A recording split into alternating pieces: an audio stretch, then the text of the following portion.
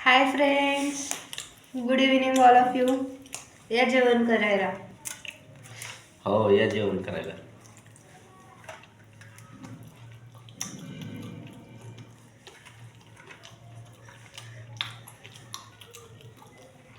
म्हणजे जेवणच करून देत नाही बाबा मला.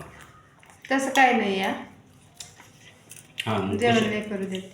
तुम्ही जेवण मी सगळं धन 4 वेळा हा विचारलं. मग माझ्या ताटात येऊन बसलीस ना. काय आता? तुम्हाला काय, मला 2-2 ताटा घासायला पडतं. एक ताट कमी करते, थोडं पाणी कमी करते, थोडंसं साबण कमी करते, वाचवते मी सगळं. जाऊ सर मग काय येतं काय तर मी जेवायला बसलो तर माझ्या ताटात येऊन बसते जेवायला. हाव.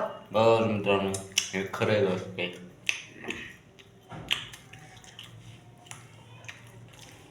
असंच असतं. तुला जेवता येत नव्हतं दुपारी. तुम्हाला सोडून कशी जेव? मला उशीर होतो यायला. तू आपलं दुपारी जेवण करून घ्यायचा. भूक नाही लागत तुमच्याशिवाय. खरं सांगा मित्रांनो, नवरा बाहेर गेलेला असला, त्याला उशीर होणार असला तर बायकोने जेवण करायला पाहिजे का नाही? कुठलीच बायको नवऱ्याला सोडून जेवण करत नाही, खास करून नवीन होय, लग्न होय. झालेल्या बायका. हा हम्म. होय होय. नवीन लय दिवस नसतात.